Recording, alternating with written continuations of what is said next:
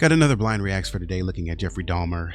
Very different disposition from what you already know. He had different stories about him throughout the years, and more recently on, from what I understand, on Netflix. And that kind of story, I think I watched a little bit of that Netflix documentary, and that kind of, incited me to kind of come back and take a look at this particular instance of him talking. So, do a blind reacts, and let's go. I desensitized myself to it. I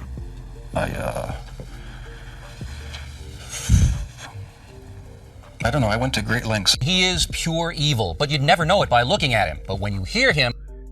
This face is more stoned than the face that we just saw. And so the face that we just saw when he was on the introduction was more, cold. What was more so sympathetic, or more, emotionally in tuned. I don't know if I should say the word apathetic, but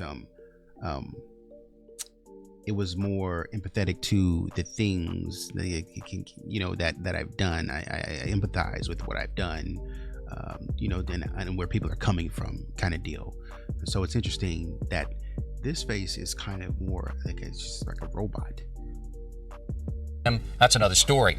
His field was Milwaukee, and he got away with it for more than a decade. But how could any of this happen? For the first time ever, Nancy Glass is here inside the world of Jeffrey Dahmer. Bill, when I sat down opposite Jeffrey Dahmer for this interview, I wondered what he would tell me, how hard it would be to get him to discuss his horrific crimes. What I found was that he was very forthcoming. He volunteered details that may be difficult to hear. I began by asking what he wanted from the men he picked up. I had these obsessive desires and thoughts wanting to control them, to, I don't know how to put it, possess them permanently. And that's why you came? Right. Not because I was angry with them, not because I hated them, but because I wanted to keep them with me. Mm-hmm. And as my obsession grew, I was saving body parts such as skulls and skeletons. Jeffrey Dahmer is recalling his monstrous past. It almost seems like he's sitting back, like he's backing up every time he says something, is what it seems like. And he's looking down, he's reflecting. You can follow his eyes going through the scenarios and the situation, just recounting everything. And as he's talking to you, he's recounting specific examples so he can talk less abstractly about these things. And in this case, I would call him more apathetic in a way, but less emotionally, like he's saying, less emotionally tied to the situation, and more so driven by a lust of, I don't want to do this, but I gotta do this. This is what's driving. I have to. And so in a sense, it's an emotion, but it's a different kind of emotion. It's emotion of greed, in a sense. And we're going to look at the Menendez brothers, but it's kind of the same thing, but it's greed in a different way. Always interesting to kind of look at the actions across the spectrum. I could be greedy toward this, or I could be greedy for this. And so I want this, I lust for this. And so he's like, there's a lust like Ramirez, or I think the guy from last video, he kind of had a lust to get the attention underlying of people, and really women. And now Dahmer is like, man, I lust to get the attention of not only men, but I want to keep people as trophies for myself to show that, I fulfill this desire. And in some cases, you keep these trophies just in case you want to return back to it. Almost 2 years ago, in this little apartment in Milwaukee, police discovered the grisly remnants of one of the most horrible crime sprees in American history. Jeffrey Dahmer, an unassuming chocolate factory worker, would eventually confess that he had seduced and dismembered 17 young men. He even ate some of his victims' body parts. He instantly became the center of worldwide media attention, a serial unmasked. There were protests and press conferences in Milwaukee as people tried to understand how this could have happened in their midst. How did Jeffrey Dahmer get away with...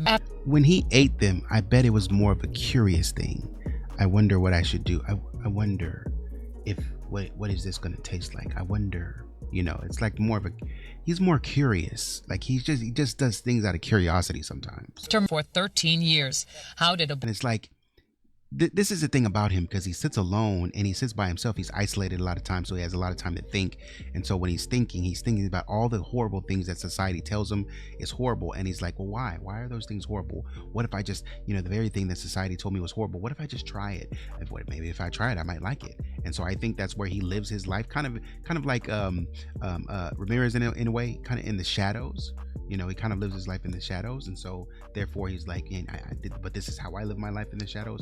But I don't want to be seen. I don't want to be appreciated. I don't want to be cared for. I don't feel like an outcast. I actually want to withdraw from you so that I can do what I'm doing in the secrecy. So because nobody understands me, the way I understand myself. Nobody will ever understand what I'm dealing with and what I'm going through. And I don't even know how to deal with these issues and these emotions that I'm feeling and these desires. So I don't want anybody else to see it. You know what I mean? Because what would they think of me? boy born into a hard-working middle-class family turn into the worst kind of monster imaginable? In this exclusive interview, we put those questions to Jeffrey Dahmer himself. We met with him at the maximum security prison where he is serving his sentence of 999 years.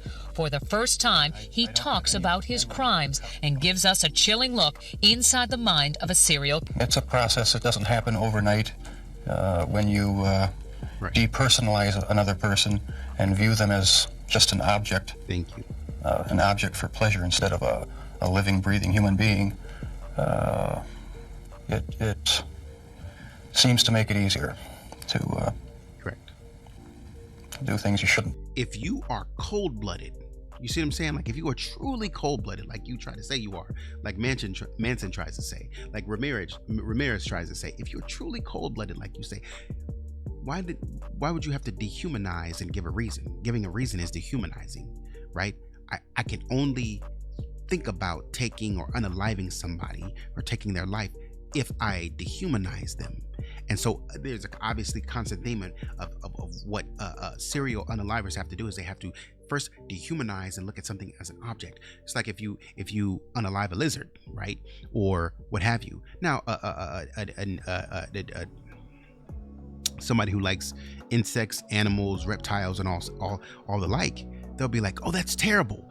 But if you don't see animals or the animal kingdom as, really living and breathing, like humans, then they're just objects to you, right? And you really don't have the feeling. And so that's what you have to do to other humans in order to get past that mental block, in order to be able to do this again and again and again, because it comes up again and again and again, because it's a lust of the flesh.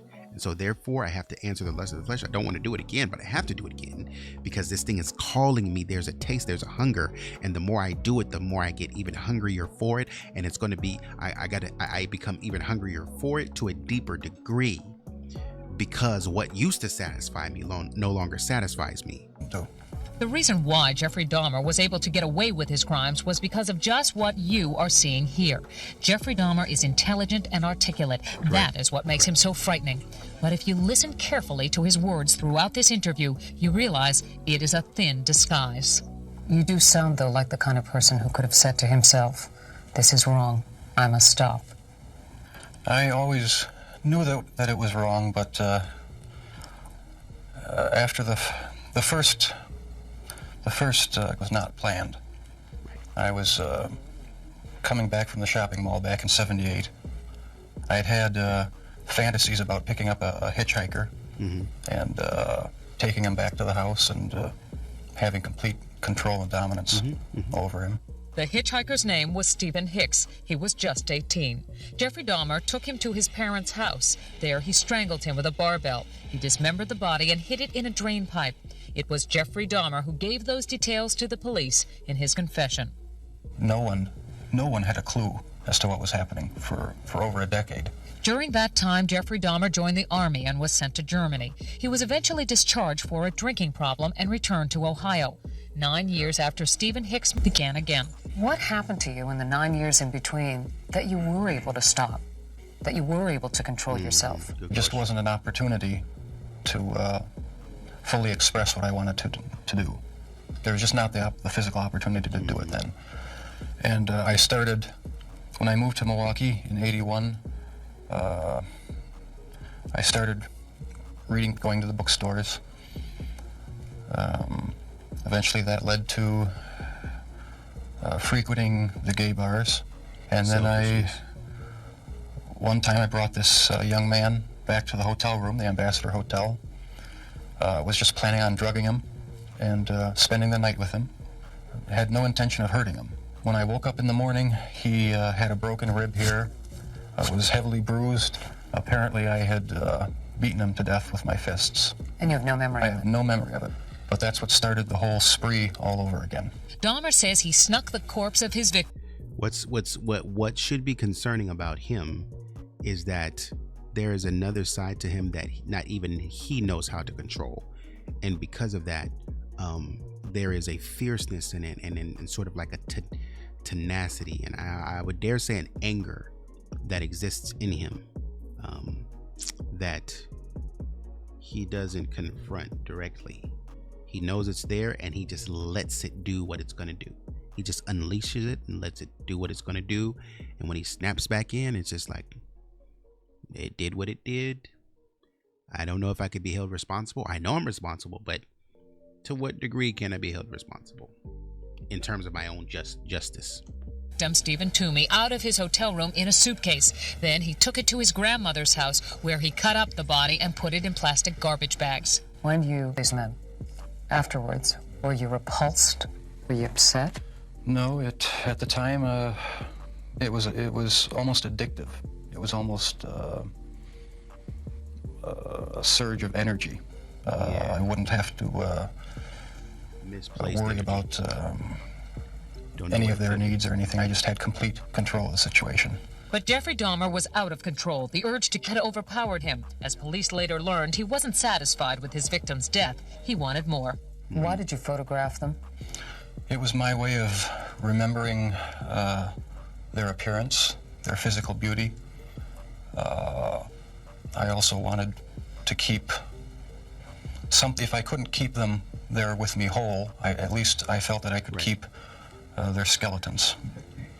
And I even went so far as planning on setting up an altar with the 10 different skulls and skeletons. And what was the purpose of the altar going to be?